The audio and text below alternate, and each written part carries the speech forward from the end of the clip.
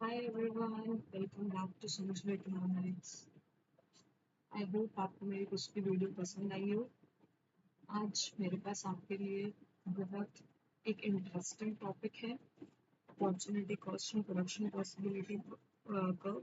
चलिए शुरू करते हैं। आई होप कि आप ये वीडियो भी आपको पसंद है और आप इससे कुछ नॉलेज जरूर गेन कर सकें। तो दोस्तों एक बात बताओ, आपने कभी यूट्यूब को चूज किया है अपनी पढ़ाई को छोड़ के? या कभी शॉपिंग करने के बाद रियलाइज हुआ कि किसी चीज के लिए पैसे ही नहीं बचे? हम सब ऐसे डिसीजन रोज लेते हैं, राइट? लेकिन क्या आप जानते हैं कि हर डिसीजन की एक हिडन कॉस्ट होती है? तो इस हिडन कॉस्ट के ही बारे में आज हम इकोनॉमिक्स के दो सबसे बड़े इम्पोर्टेंट कॉन्सेप्ट जो हैं वो बहुत सिंपल लैंग्वेज में समझेंगे, अपॉर्चुनिटी कॉस्ट और पीपीसी यानी प्रोडक्शन पॉसिबिलिटी कर्व। वीडियो के एंड तक ये कॉन्सेप्ट्स आपको इतनी क्लियरली समझ आ जाएंगे कि एग्जाम में या रियल लाइफ आप कभी कंफ्यूज नहीं होंगे। अब ये कॉन्सेप्ट्स हमारे लिए क्यों जरूरी है, हमें पढ़ना क्यों है? सबसे पहले एक सिंपल सा क्वेश्चन अराइज होता है, क्या हम दुनिया की हर चीज एक साथ पा सकते हैं? ऑब्वियसली नहीं, because resources that we have और the available resources are limited in nature. We have limited time, पैसा भी लिमिटेड है, लैंड लिमिटेड है, लेबर मशीन सब कुछ हमारे पास लिमिटेड फॉर्म में है, अनलिमिटेड हमारे पास कुछ भी नहीं है। इस सिचुएशन को इकोनॉमिक्स में स्कार्सिटी कहते हैं। आप लोगों ने मेरी पिछली वीडियो देखी होगी, तो वहां पर आपको समझ आया होगा कि स्कार्सिटी होता क्या है, कैसे अराइज होती है, क्या सेंट्रल प्रॉब्लम्स होती है, किस तरीके से इकोनॉमी काम करती है। अगर जिसने नहीं देखी वो पिछली वीडियो में जाकर स्कार्सिटी को बहुत अच्छे से और डीपली समझ सकता है। चलिए, अब जब रिसोर्सेज लिमिटेड हैं तब हमें चॉइसेस लेनी पड़ती हैं। हर चॉइस का मतलब होता है किसी दूसरी चॉइस को सैक्रिफाइस करना, या किसी दूसरी चीज को आप सैक्रिफाइस कर रहे हो। इसी सैक्रिफाइस को समझने के लिए हम अपॉर्चुनिटी कॉस्ट का कॉन्सेप्ट जो है वो पढ़ते हैं। यही अपॉर्चुनिटी कॉस्ट जो है वो यूज की जाती है। However, if you are making a choice, then make sure that you are making a good choice for yourself that will help the society also. Not only you, but the society also is benefited from your choice. Okay, so basically, हमने chapter के शुरू में सुना पढ़ा opportunity cost. What is this opportunity cost? It is nothing but the cost of the next best alternative foregone. Foregone means that you give up. While you are making a choice, you are sacrificing something among the between the two choices, or among the three, four choices, you are sacrificing one thing to get the another one. That is the opportunity cost. The choice that you have left, that you have gave up, that is called as opportunity cost. Now, एक चीज बहुत अच्छे से समझना, that opportunity cost सिर्फ पैसा नहीं होता, ये टाइम भी हो सकता है, एफर्ट भी, एक्सपीरियंस भी, या कोई फ्यूचर बेनिफिट भी। लेट्स से आपका घूमने जाने का मन है, ठीक है, लेकिन आपको पढ़ाई करनी है। अब आपके मम्मी पापा क्या करेंगे, बैठ को पढ़ाई करो, घूमने नहीं जाना। तो आपकी अपॉर्चुनिटी कॉस्ट क्या हुई? जो मस्ती, जो फन आपने गिव अप कर दिया अपनी पढ़ाई के लिए, that is your opportunity cost, right? तो जब भी आप कोई चॉइस बनाते हो ना, you automatically give up the best, next best option. दोनों ऑप्शन आपके लिए बेस्ट हैं, आपको आपके लिए दोनों ही चीजें सही हैं, बट एक चीज को आप गिव अप कर देते हो। So, a core concept in the economics and daily life is opportunity cost. This builds the base, for the further topics that you're going to study in the microeconomics. And one of the most important topic that you're going to study, that is the PPC. And this opportunity cost create a base for it. You will be able to understand the PPC in a more easier way if you will be able to understand this opportunity cost, right? So if we take the examples from my daily life, like what opportunity cost you are doing. Suppose करो कल आपका exam है, आपके पास दो option है, या तो आप 2 घंटे पढ़ाई करेंगे या यूट्यूब वीडियोस देखेंगे। अगर आपने यूट्यूब चूज किया तो अपॉर्चुनिटी कॉस्ट क्या होगी आपकी? आपकी क्या होगी opportunity cost, that is a better grade. आपने पढ़ाई छोड़ी, आपने यूट्यूब को चूज किया, so that is the opportunity cost is a better grade. Next example लेते हैं। अब आपके पास 5,000 रुपए है, आप कॉन्सर्ट चले जाते हैं, लेकिन अगर वही पैसे सेव करते तो नया गैजेट जल्दी से जल्दी खरीद सकते थे। तो कॉन्सर्ट चूज करने की अपॉर्चुनिटी कॉस्ट है getting the gadget soon, right. आप नहीं खरीद पाएंगे अब, क्योंकि पैसे तो वहां खर्च हो गए, पैसा लिमिटेड था, रिसोर्स लिमिटेड था, मनी लिमिटेड थी। सो हर डिसीजन एक ट्रेड ऑफ क्रिएट करता है हमारी लाइफ के अंदर, वही अपॉर्चुनिटी कॉस्ट है। ये एक सिंपल सा छोटा सा टॉपिक है, but it is very very important. चलिए एक एग्जांपल और ले लेते हैं। आपके पास 40,000 रुपए है, आपको एक लैपटॉप खरीदना है और एक एलईडी टीवी खरीदना है, ठीक है। आप दोनों तो 40,000 में नहीं खरीद पाओगे, या तो आप एलईडी टीवी खरीदोगे या आप लैपटॉप खरीदोगे।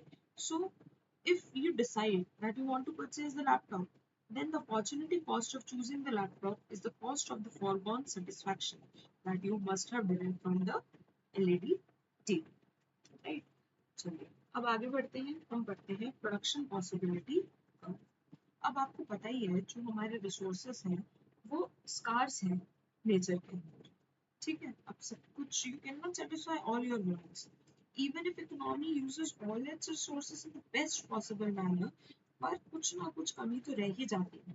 We cannot have everything we want. तो हम ना चाहते हुए भी we are forced to make the economic decision. अब इन्हीं डिसीजंस के हिसाब से हम जो चॉइसेस बनाते हैं among the alternative goods and services that will best satisfy our wants, ठीक है।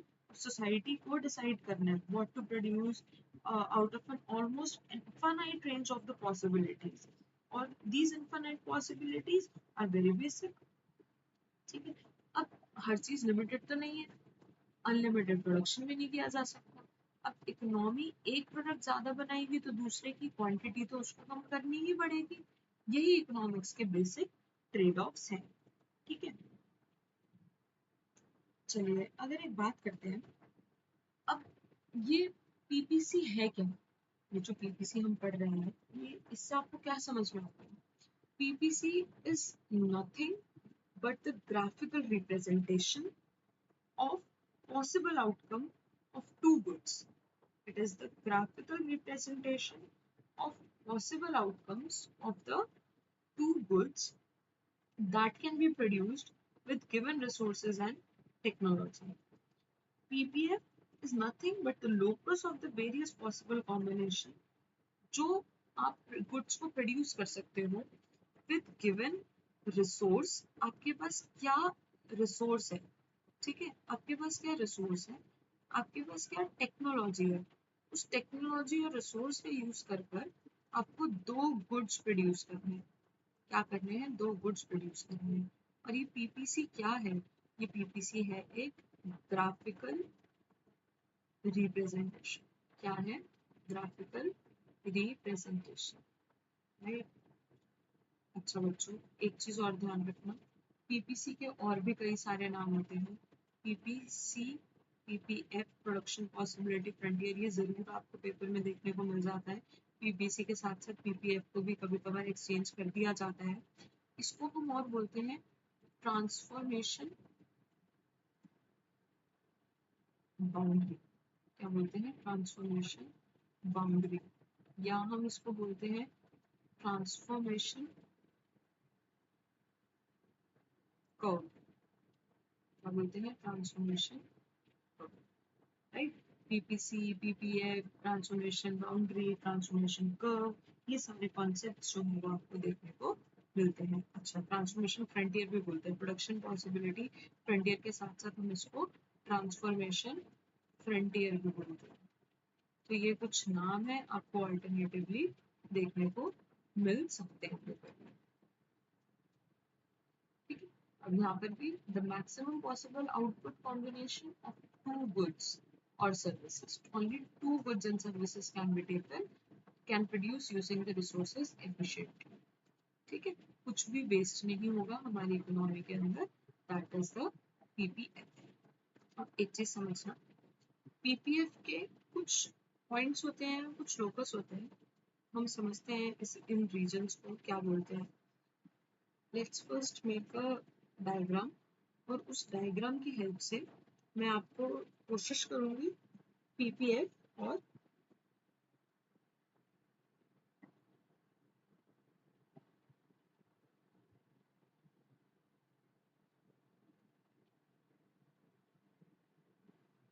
This is our X axis, this is our Y axis, क्या बोलते हैं इसे, वाई एक्सिस। चलिए ड्रॉ करते हैं पीपीसी। ठीक है, पहले हम पीपीसी को ड्रॉ कैसे करते हैं ये देखना, सीखना इस चीज को। हमारे पास ये क्या है, this is the point of origin, क्या बोलते हैं उसको, पॉइंट ऑफ ऑरिजिन। एक्स पर हम मार्क करते हैं 1 2 3 4 5 and 6, 1 2 3 4 5 1 6, राइट। यहाँ मार्क करते हैं 3, 3 2 are 6, 3 3 are 9, 2 is 12, 3 5 are 15, 3 6 are 18, and 3 7 are 20, right. हम एक्स एक्सिस पर क्या ले लेते हैं, हम ले लेते हैं बटन। लेट्स से एग्जांपल है button in units, and we are taking guns in units, सब कुछ हमने यूनिट्स में लिया है।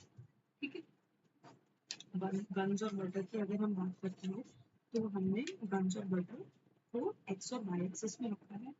अब आपके पास पॉसिबिलिटीज क्या आ सकती हैं, और आपके पास गन्स कितनी यूनिट में है, आपके पास बटर कितनी यूनिट में है, क्या आपके पास मार्जिनल कॉस्ट आएगी, ठीक है, क्या आपके पास एमआरपी। ये दो कॉन्सेप्ट्स हम बाद में पढ़ेंगे, ठीक है, इसी वीडियो के एंड में। पहले हम ग्राफ बनाना सीखते हैं। लेट्स से आपके पास गन्स है 21 20 18 15 11 6 and 0, राइट। सो बटर आप कितना लेंगे, यहाँ पर आपके पास बटर की जब सारी प्रोडक्शन मैंने गन्स में लगा दी तो बटर में कोई प्रोडक्शन नहीं हुआ। बटर में यहाँ से हमने कितना सैक्रिफाइस किया, 1, तो यहाँ कितना गेन हुआ, 1। यहाँ से कितना सैक्रिफाइस किया, 2, यहाँ कितना गेन हुआ, 2। यहाँ से कितना सैक्रिफाइस किया, 3, यहाँ कितना गेन हुआ, 3। यहाँ कितना सैक्रिफाइस किया, 4, यहाँ कितना गेन हुआ, 1। यहाँ कितना सैक्रिफाइस किया, 5, यहाँ 6। मतलब जितनी जितनी यूनिट्स हमने गन की सैक्रिफाइस करी उतनी उतनी हमने बटर की गेन करी। These are the possible combination जो आप अपने पीपीसी के ऊपर ड्रॉ कर सकते हो, राइट। अब अपॉर्चुनिटी कॉस्ट क्या हुई, यहाँ पर कितनी सैक्रिफाइस करी, 8, यहाँ पर कितनी सैक्रिफाइस करी, 2, यहाँ कितनी सैक्रिफाइस करी, 3, यहाँ कितनी सैक्रिफाइस करी, 4, इस पॉइंट पे 5, इस पॉइंट पे 6। अब आप कहोगे कि जो एमओसी है ये तो गेन के इक्वल है, हाँ डेफिनेटली। आपने कितनी यूनिट सैक्रिफाइस करी है, कितनी यूनिट आप सैक्रिफाइस कर रहे हो, वही तो आपकी अपॉर्चुनिटी कॉस्ट है। आपको मूवी देखने जाना था, आप मूवी देखने नहीं गए हो, आपने क्या करा है, rather you have sat and you started studying. तो आपकी अपॉर्चुनिटी कॉस्ट क्या हुई, स्टडिंग, ये आपने सैक्रिफाइस किया, यही तो आपकी अपॉर्चुनिटी कॉस्ट हुई। तो जो आपने सैक्रिफाइस किया वही आपकी मार्जिनल अपॉर्चुनिटी कॉस्ट होगी। क्या बोलेंगे हम इसको, मार्जिनल अपॉर्चुनिटी कॉस्ट। ठीक है, समझ आया। चलिए अब इसको मार्क करते हैं। अगर मेरे पास 0 बटर है तो मेरे पास 21 गन्स है, ठीक है, मेरे पास बटर 0 है और मेरे पास गन्स जो है वो 21, ठीक है।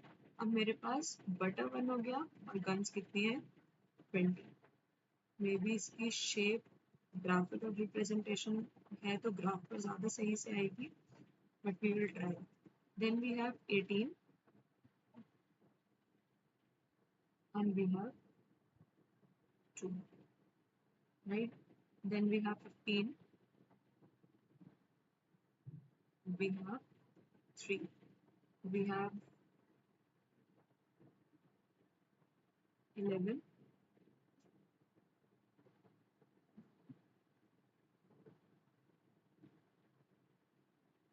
we have 4 of butter, we have 6 of guns, we have 5 of butter, and then 0 and 6. क्या आप देख पा रहे हो कि एक चीज गेन करने के लिए दूसरी चीज को सैक्रिफाइस करना पड़ रहा है? और ऐसा नहीं है कि सिर्फ पैसा सैक्रिफाइस होता है, लेबर भी सैक्रिफाइस होती है, सब कुछ सैक्रिफाइस होता है। एक चीज को गेन करना है तो दूसरी चीज का सैक्रिफाइस तो हमें करना पड़ता ही। ये इस तरीके से एक कर्व बनेगा।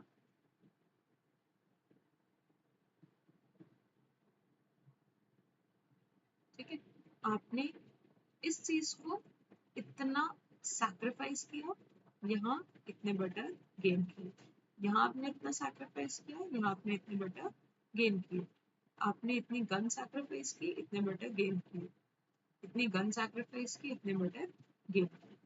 राइट, एक चीज को सैक्रिफाइस करना पड़ रहा है दूसरी चीज को गेन करने के लिए। अब जो भी आउटकम्स होते हैं ना, ये जितने भी आउटकम्स हैं, this is A, this is B, this is C, this is D, this is E, this is F, this is G, तो ये जितने भी आउटकम्स हैं ये हैं हमारे कौन से maximum efficiency. These are on the curve, these are the maximum efficient outcomes that you can have on the PPC। ठीक है, अगर कोई आउटकम यहाँ आ जाता है H, let's say, ये आपका कौन सा आउटकम होता? दैट इज द आउटकम आपने इसको ढंग से रिसोर्सेज यूटिलाइज ही नहीं करा, इनएफिशिएंट यूज। अगर यहाँ पर कोई आई आउटकम आ जाता, आई कोई पॉसिबिलिटी आ जाती, तो इसका क्या मतलब होता? That you can not attain it, this is unattainable. Unattainable क्यों होगा बेटा? ये अनअटेनेबल इसलिए होगा क्योंकि आपके पास जो रिसोर्सेज है वो लिमिटेड है, आप उसको गेन ही नहीं कर सकते, आप उसको बना ही नहीं सकते। अगर मैंने बोला आपके पास 2 लेबर है, आपके पास 2 कैपिटल है, तो आपको इसी से ही अपने काम में काम चलाना है, आप कोई तीसरा लेबर इसके अंदर एड ऑन नहीं कर सकते हो ऐसे। राइट, तो मूविंग अलोंग द कर्व जो हो रहा है, जो हमारा मूवमेंट हो रहा है यहाँ से लेकर जो ये हमारा डाउनवर्ड मूवमेंट हो रहा है, this shows the this shows the trade off between the goods. Right, ये आपका क्या ट्रेड ऑफ हो रहा है। अब जो हमने अपॉर्चुनिटी कॉस्ट पढ़ी थी, इस अपॉर्चुनिटी कॉस्ट को कैलकुलेट कैसे करते हैं? आपने कितनी यूनिट्स सैक्रिफाइस करी और कितनी यूनिट्स आपने गेन की। ठीक है, यही हमारा सैक्रिफाइस रेशियो होता है, इसी को हम बोलते हैं MRT। क्या बोलते हैं हम इसको? MRT। राइट,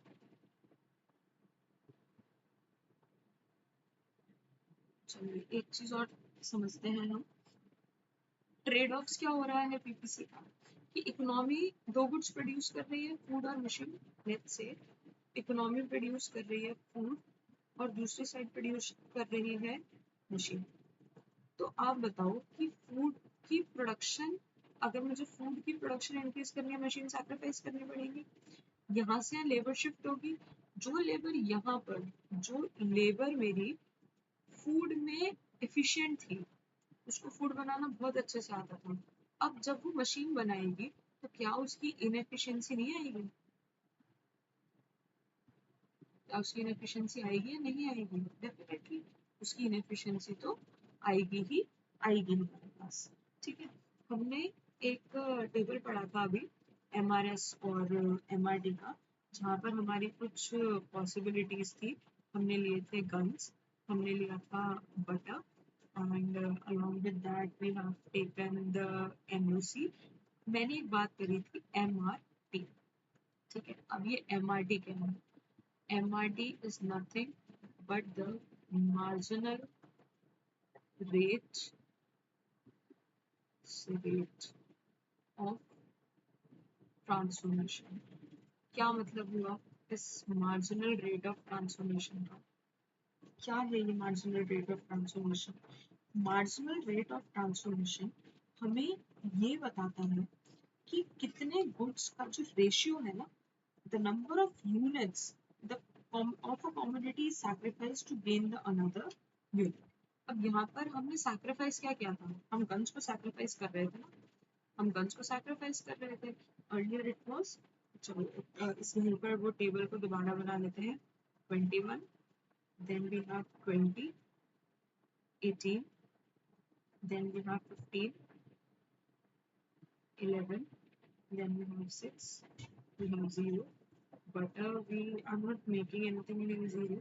1, 2, 3, 4, 5 and 6, यही हमारी MOC आई थी। 1, 2, 3, 4, 5 and 6। अब MRT हमें क्या डिपिक्ट कर रहा है? Number of sacrifice upon the change in gains, unit sacrifice upon unit gain। अब ये रेशियो डिपिक्ट कर रहा है कितनी यूनिट्स हमने, ये टाइमल होता है डेल्टा, क्या बोलते हैं इसको? डेल्टा। यहाँ पर हमने कितनी यूनिट्स को सैक्रिफाइस किया है? जो unit sacrifice divided by the units, that is gain. This tells you about the ratio. और इस MRT की ही वजह से हम PPC का जो स्लोप है उसको इजीली आइडेंटिफाई कर लेते हैं बिना MRT के। अभी हमने पिछले जो स्लोप बनाया था, इस MRT की वजह से ही हम बता पाए थे इसकी क्या शेप थी। ये जो स्लोप था ये कैसे में दिख रहा है? कनकेव शेप में दिख रहा है। अगर MRT में कुछ चेंजेस आएंगे, हम पढ़ेंगे अभी स्लोप के बारे में भी, PPC का क्या कर्व होता है, किस तरीके से होता है, बट अभी आप फिलहाल के लिए MRT समझिए, ठीक है। अब MRT कितनी यूनिट्स हमने गेन करी, कितनी सैक्रिफाइस करा?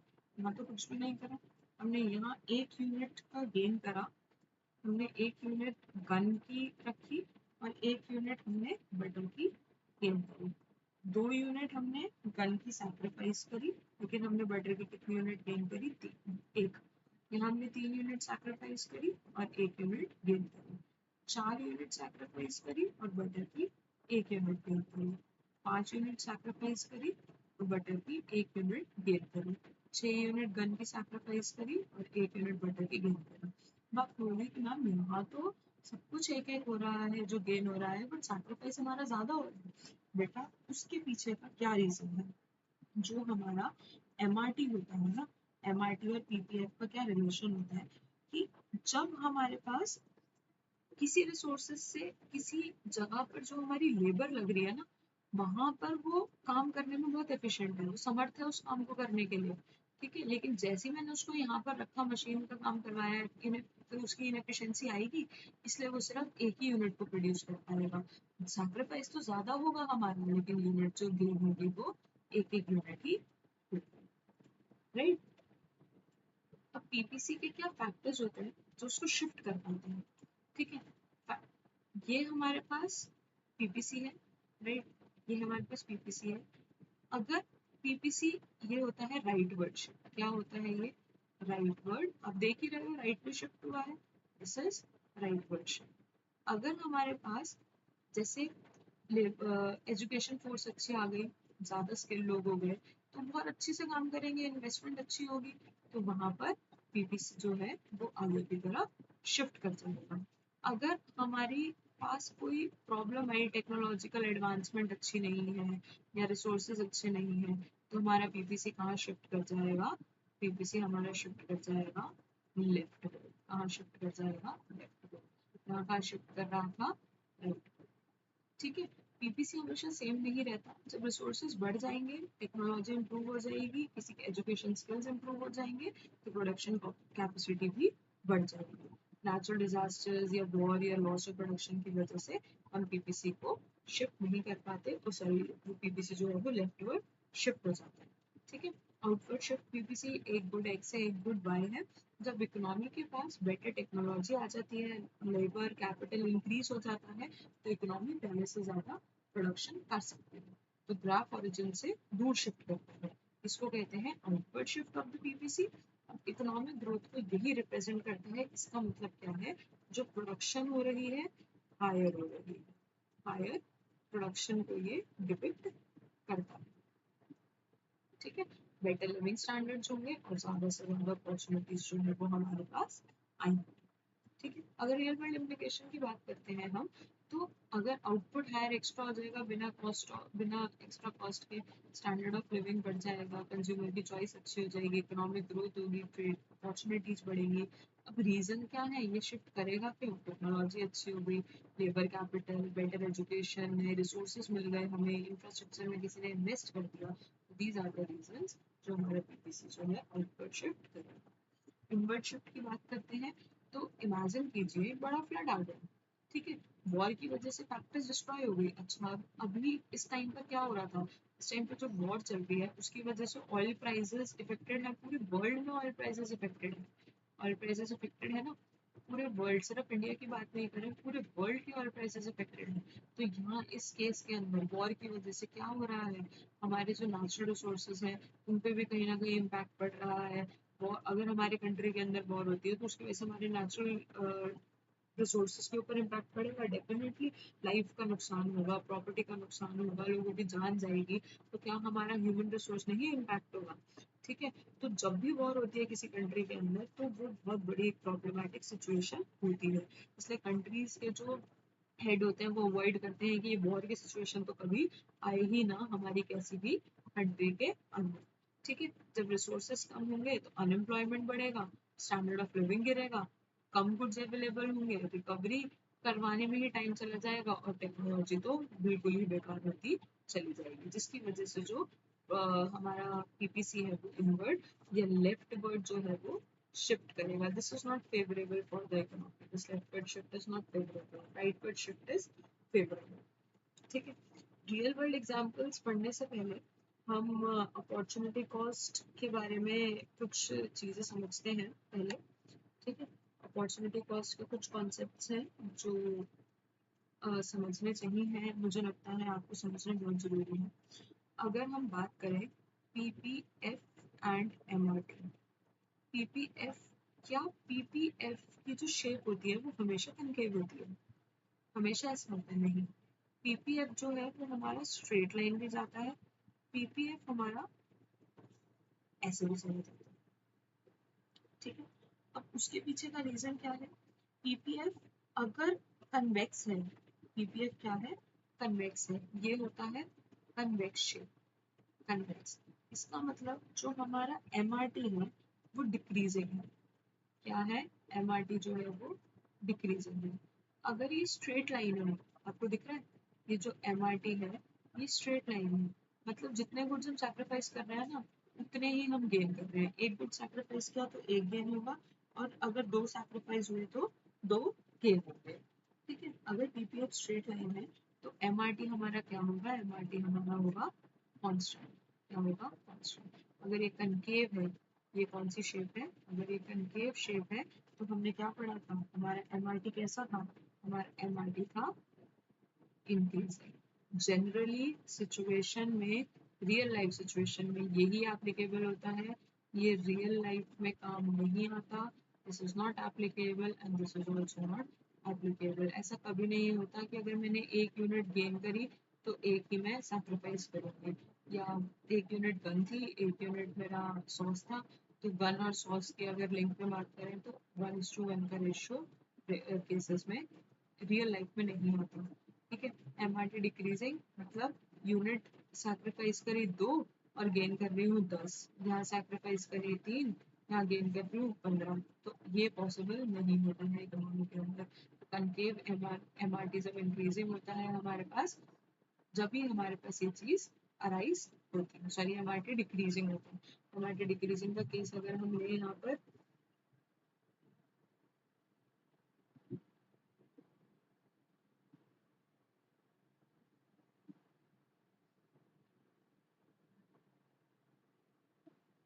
अगर हम एमआरटी डिक्रीजिंग का केस लेते हैं कि जब हमारा लेस एंड लेस यूनिट्स किसी कमोडिटी की सैक्रिफाइस होती है किसी यूनिट को एडिशनली गेन करने के लिए, then we can say कि एमआरटी जो है वो हमारा डिक्रीज हो गया।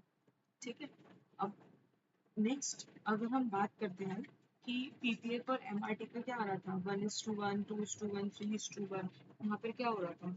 1 2 3 इस तरीके से गेन हो रहा था ना, 1:1, 2:1, 3:1। यहाँ बोल रहे हैं वो ऐसे होगा 3:1, 2:1, 1:1. This is not possible in the real life economy. ठीक है, now we have studied about the PPF and its changes. उससे पहले आपको कुछ चीज़ें ध्यान रखनी चाहिए पीपीएफ का काम करते हुए। कुछ एजम्पशंस होती हैं पीपीएफ के लिए। एजम्पशंस हमारे को क्या कहती हैं? एजम्पशंस यही कहती हैं कि एक तो जो दो ही गुड बनाओ, दो गुड से ज़्यादा गुड मत करो। ये आता है क्वेश्चन पेपर में। ठीक है, जो रिसोर्सेज हैं उनका अमाउंट जो है वो फिक्स रखो। फिक्स रखो रिसोर्सेज को। ऐसा नहीं है कि ए को ज़्यादा दे दो, बी को ज़्यादा दे दो, ऐसा नहीं होता। सिर्फ दो गुड्स बनाने हैं और फुली एफिशिएंसी करनी है। फुल एफिशिएंसी होनी चाहिए हमारे पास। अगर फुल एफिशिएंसी नहीं होगी तो हमारा पीपीसी का कोई काम नहीं है। ठीक है, रिसोर्सेज को एक जगह से दूसरी जगह पर ट्रांसफर करते हैं तो प्रोडक्टिविटी डिक्रीज होती ही है, और जो टेक्नोलॉजी है वो भी हमारे पास कांस्टेंट रहनी चाहिए। रिसोर्स टेक्नोलॉजी जो है वो कांस्टेंट रहनी चाहिए, राइट। ये कुछ पीबीएफ और एमआरटी के इम्पोर्टेंट कॉन्सेप्ट्स होते हैं that you need to understand, and this makes the PPF and MRT relationship very strong on the relevant. ठीक है, now let's move forward.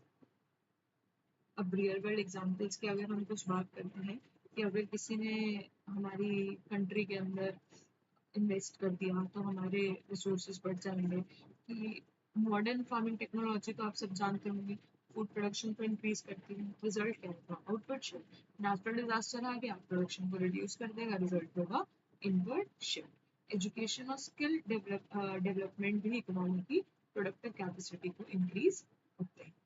ठीक है, नाउ रिफ्लेक्टिंग, हम अपने डेली लाइफ से कैसे इसको रिफ्लेक्ट कर पाएंगे? एक इम्पॉर्टेंट, सबसे इम्पॉर्टेंट बात यही है ना कि अपॉर्चुनिटी कॉस्ट पीपीसी सिर्फ क्लासरूम के कॉन्सेप्ट्स नहीं है हमारे पास। हर बार जब आप डिसाइड करते हैं कि टाइम कहाँ स्पेंड करना है, पैसे किस चीज़ पर इन्वेस्ट करने हैं, या कौन सी स्किल सीखनी है, तब आप अननोइंगली इकोनॉमिक्स अप्लाई कर रहे होते हो अपनी लाइफ में। इसलिए हर डिसीजन लेने से पहले एक क्वेश्चन ज़रूर पूछिएगा, मैं इस चॉइस के बदले क्या सैक्रिफाइस कर रहा हूँ? ये एक सिंपल सा क्वेश्चन आपको बेटर डिसीजन लेने में हेल्प करेगा। ठीक है, और अगर किसी के दिमाग में एक डाउट आ रहा हो कि हमने सिर्फ इनवर्ड शिफ्ट या आउटवर्ड शिफ्ट पढ़ा है, हमने क्या एक रिसोर्सेज के टेक्नोलॉजी को बढ़ाकर और दूसरे रिसोर्सेज के टेक्नोलॉजी को कम करके प्रोडक्शन नहीं हो सकता? हो सकता है। इसको बोलते हैं रोटेशन। क्या इसको बोलते हैं? Rotation of PPC. क्या बोलते हैं? Rotation of PPC. Let's say हमारे पास ये वर्ड है,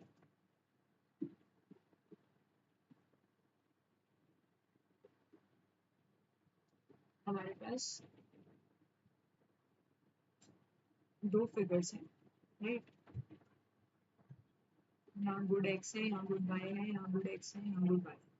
अगर ये मेरा पीपीसी था, मैंने इसकी टेक्नोलॉजी कांस्टेंट रखी, मैंने इसके पास सब कुछ सेम रखा, इस गुड को बनाने के लिए मेरे पास किसी ने पैसे दे दिए, तो क्या इसका शिफ्ट रोटेट हो गया? हो गया आउटपुट रोटेट। यहाँ से इस रिसोर्स की टेक्नोलॉजी जो थी वो मेरे पास चली गई, यहाँ से मेरी मशीनरी खराब हो गई इस गुड को बनाने के लिए। ठीक है, लेट्स से बटर को बनाने के लिए मेरी जो रिसोर्सेज थे वो, ये हो गया हमारे पास आउटवर्ड रोटेशन, ये हो गया मेरे पास इनवर्ड रोटेशन, राइट। ऐसे ही अगर मेरे पास बटर और गन्स है, मैंने गन्स के ऊपर रिसोर्सेज जो है वो बढ़ा दिए। आपको कहा था ना रिसोर्सेज कांस्टेंट ढंग से, कह रहे हो कि आप ऐसे कैसे बढ़ा सकते हो? कोई आ गया सडनली गन्स को बनाने के लिए, मेरे पास जो लेट्स से मेटल चाहिए होता है, मेटल का नया आविष्कार हुआ। यहाँ तो बटर बटर नहीं चाहिए ना बनाने के लिए, ठीक है। गन्स को बनाने के लिए मेटल चाहिए, बटर सॉरी मेटल चाहिए। तो यहाँ के जो रिसोर्सेज हैं इसका क्या होगा? ये दिस विल शिफ्ट आउटवर्ड। और अगर वही वो मेटल सडनली किसी डिजास्टर की वजह से खत्म हो गया, तो हमारे पास क्या होगा? उस रिसोर्सेज को बनाने की जो टेक्नोलॉजी है वो, मतलब उसको बनाने की कैपेसिटी है वो खत्म हो जाएगी। या टेक्नोलॉजिकल इम्प्रूवमेंट आ गया, रिसोर्सेज बढ़ गए एक्स एक्सिस पर, तो पीपीसी जो है वो रोटेट कर जाएगा for X axis, Y axis पे बढ़ गए तो it will shift rotate to Y axis, right. So that's all for today. I hope आपको अपॉर्चुनिटी कॉस्ट और पीपीएफ पीपीसी ट्रांसफॉर्मेशन कर्व, जो भी पीपीसी के अदर नेम्स हैं, ये सारा कॉन्सेप्ट समझ में आया होगा। और आगे भी मैं ऐसे ही इकोनॉमिक्स की और वीडियोस आप लोगों के लिए लेकर आती रहूँगी। Thanks for watching, like share and subscribe समझो।